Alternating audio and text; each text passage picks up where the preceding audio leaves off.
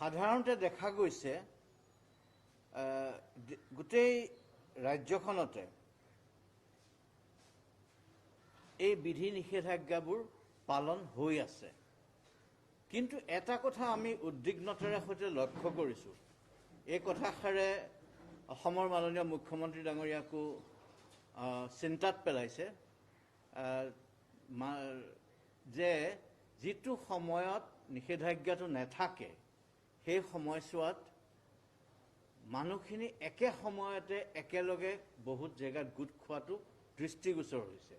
বিশেষকৈ কেতিয়াবা মাছৰ বজাৰ, কেতিয়াবা দলঙৰ তলত থকা বজাৰ, ৰাস্তাৰ কিনাৰত বহা সৰু সুৰা বজাৰখিনি, দুখীয়া সাধাৰণ শ্ৰেণীৰ আমাৰ যিখিনি বাণিজ্যত লিপ্ত আমাৰ ৰাইজ, তেওঁলোকৰ এই অৰ্থনৈতিক জীৱনটো আগবঢ়াই নিবৰ কাৰণেইতো সম্পূৰ্ণ লকডাউন দিয়া নাই।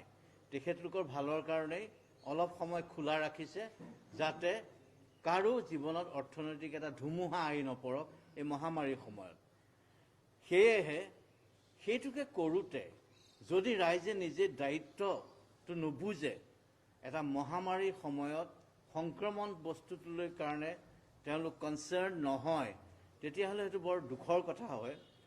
আৰু অন্যান্য উপভোক্তায়ো, গ্ৰাহকসকলেও একেবাৰে একেধৰণৰ সময়তে জুমুৰি দি ধৰাটো এইটো সমীচীন হোৱা নাই।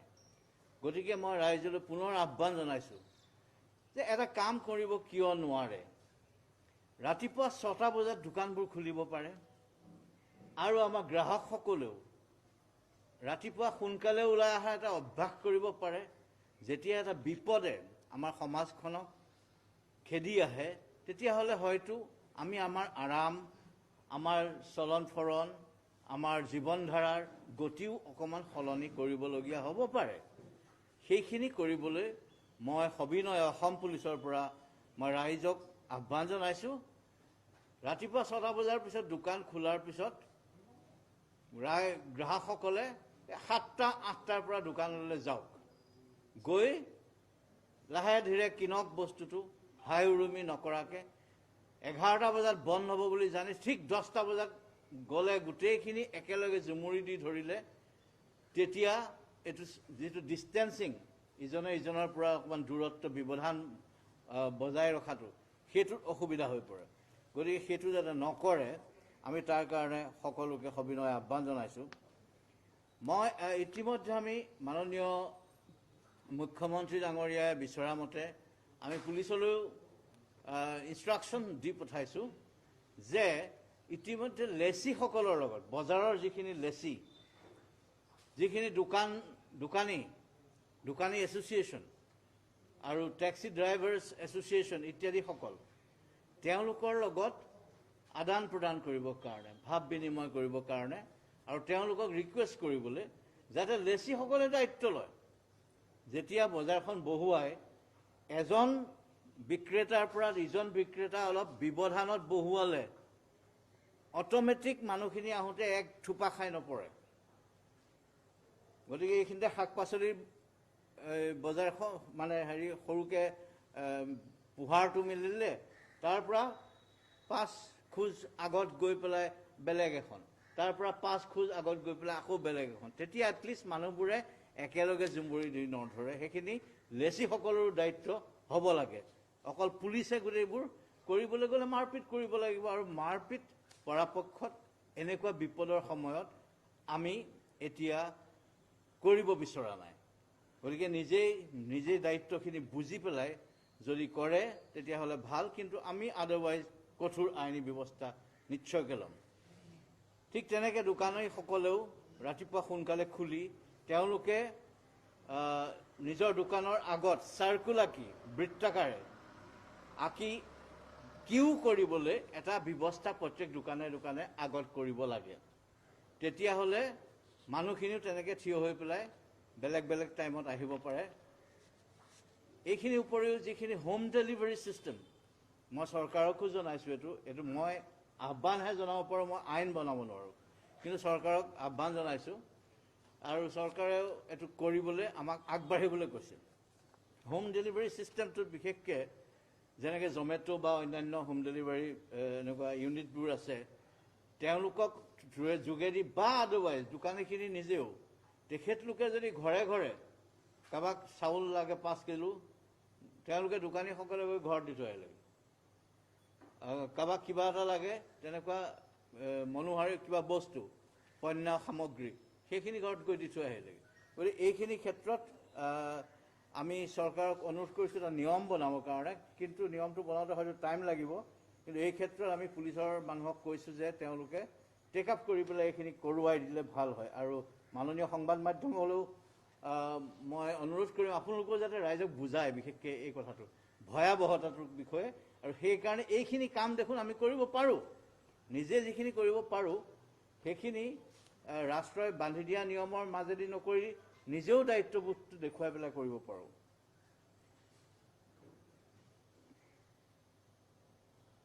আমি 4টা হেল্পলাইন ইতিমধ্যে অপাৰেট কৰি আছোঁ। এইখিনি পুলিচৰ মানুহ যিখিনি সংক্ৰমিত হৈছে তেওঁলোকৰ সহায়ৰ কাৰণে, তেওঁলোকৰ ঘৰখনৰ সহায়ৰ কাৰণে আমি ইয়াত কেইবাটাও হেল্পলাইন বৰ্তমান চলাই আছোঁ। আৰু জিলাই জিলাই হেল্পলাইন চলি আছে বেটেলিয়নত আৰু জিলাই জিলাই। গতিকে এওঁলোকে খবৰ কৰে আমাৰ পুলিচৰ মানুহক আৰু সহায় যিখিনি হাত আগবঢ়াব লাগে কৰি দিয়ে পৰিয়ালটোকো। আৰু মাননীয় মুখ্যমন্ত্ৰীৰ নিৰ্দেশ মতে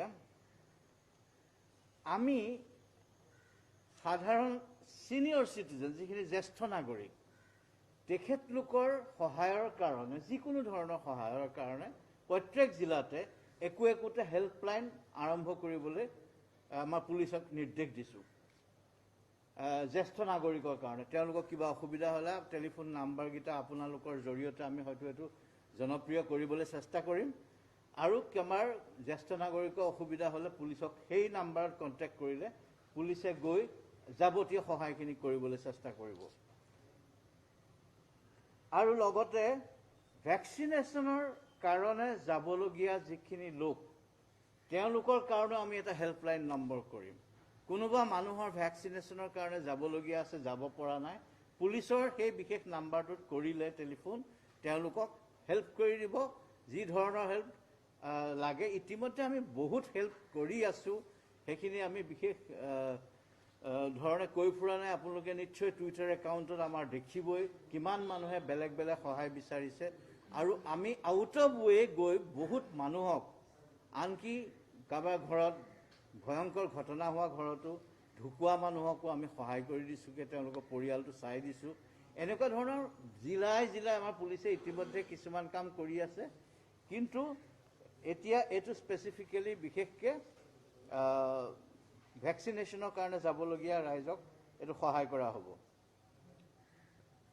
আৰু পুলিচক নিৰ্দেশ দিয়া হৈছে যিখিনি মানুহ ডিষ্ট্ৰেছত আছে, সমস্যাত আছে, সাধাৰণ লোক, দৰিদ্ৰ শ্ৰেণীৰ লোক, সমস্যা হৈছে কাৰোবাৰ, তেওঁলোকে ওলাই আহিছে, তেওঁলোকক বুজোৱাত বেছি গুৰুত্ব দি দৰকাৰ হ'লে আনকি আমি পুলিচে গাড়ী দি পেলাই থৈও আহিছোঁ বহুত ক্ষেত্ৰত, এইখিনিও কাম কৰি থকা হৈছে।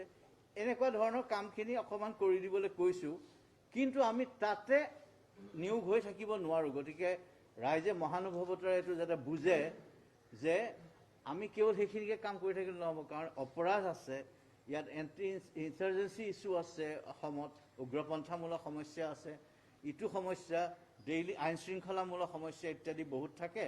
গতিকে পুলিচবিলাক বিজি থাকিবলগীয়া হয়। আৰু সেইকাৰণে আমি এইখিনি য'ত পাৰোঁ ত'ত তেনেধৰণে কৰিম। তাৰোপৰি অন্যান্য ধৰণৰ হেল্পলাইন, এতিয়া মানুহৰ মানসিকভাৱে দুৰাগ্ৰস্ত হ'ব সময় আৰু বহুত ধৰণৰ অন্যান্য সমস্যা থাকে, নিয়ম কিছুমানে বুজি নাপায়, তেওঁলোকৰ কাৰণে আমি আছাম ষ্টেট ডিজাষ্টাৰ মেনেজমেণ্ট অথৰিটিক ৰিকুৱেষ্ট কৰিছোঁ তেওঁলোকে এটা ছিৰিজ অফ হেল্পলাইন খুলিব।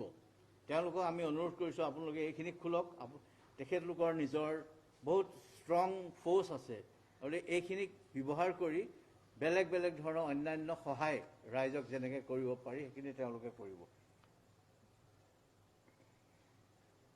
এতিয়া আমি আমাৰ জিলাসমূহতো একোটা আইচলেশ্যন চেণ্টাৰ আৰম্ভ কৰিব লৈছোঁ আমাৰ পুলিচৰ কাৰণে, জিলাসমূহত আৰু আমাৰ বেটেলিয়নসমূহত এটা আইচোলেশ্যন চেণ্টাৰ মই নেশ্যনেল হেল্থ মিছনক আৰু স্বাস্থ্য বিভাগক বিশেষকৈ এই ক্ষেত্ৰত আমাৰ কৃতজ্ঞতা জ্ঞাপন কৰিছোঁ।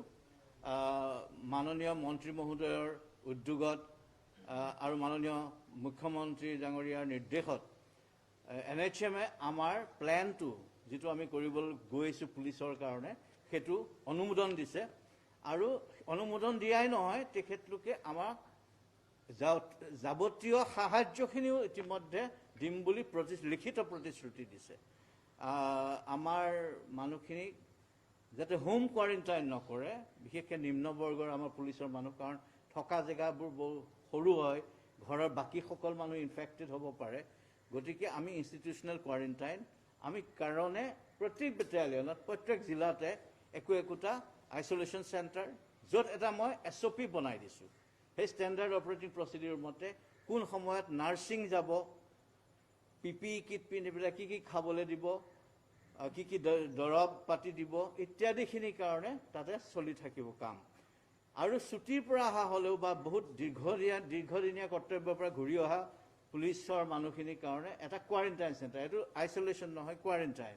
তেওঁলোকক 3 দিন 5 দিন ৰখা হ'ব, যাতে তেওঁলোকক চোৱা হ'ব তেওঁলোকে বাহিৰৰ পৰা সংক্ৰমিত হৈছে নেকি। তাৰপিছত ৰেড বা RT-PCR কৰি পেলাইহে তেওঁলোকক পুনচ্ছ ডিউটিত লগোৱা হ'ব। গতিকে তেনেকুৱা এটা ছিষ্টেম কৰা হৈছে। এতিয়া আমাৰ পুলিচৰ কাৰবাৰবোৰ চলি আছে। বৰ্তমানলৈকে ফাইন যিমানখিনি বিভিন্ন ধৰণৰ ভায়োলেশ্যনছ হৈছে, প্ৰায় 55 লাখ টকা আমি এইবাৰ ফাইন হিচাপত ৰিয়েলাইজ কৰিছোঁ। আৰু বহুতো গাড়ী সীমাই মানে সংখ্যাটো ইমান বেছি আমি অধিকৃত কৰিছোঁ, কাৰফিউত চলি অহাৰ কাৰণে বা কোনো অন্যায়ভাৱে ঘূৰাৰ কাৰণে নিয়ম নীতি নামানি। গতিকে সেইখিনি আমি পিছত টেক আপ কৰি আকৌ পুনচ্ছ ফাইন কৰাৰ প্লেন কৰিছোঁ। তেওঁলোকক যিখিনি এতিয়া গাড়ী পুলিচৰ জিম্মাত আছে লৈ যাবলৈ মই মালিকসকলক অনুৰোধ কৰিম, কিন্তু ফাইন দিয়াৰ পিছত আৰু এমাহৰ ভিতৰত কেছ হ'ব। বৰ্তমান সিমানেই, সেইখিনি কথা মই সবিনয় সকলোকে জনালোঁ। থেংক ইউ ভেৰি মাছ।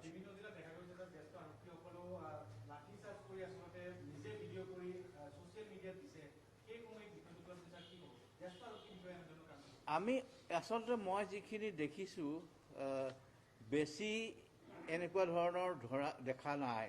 বাহিৰৰ ভিডিঅ'বোৰ বেছিকৈ প্ৰচলিত হৈছে, বাহিৰৰ ষ্টেটৰ।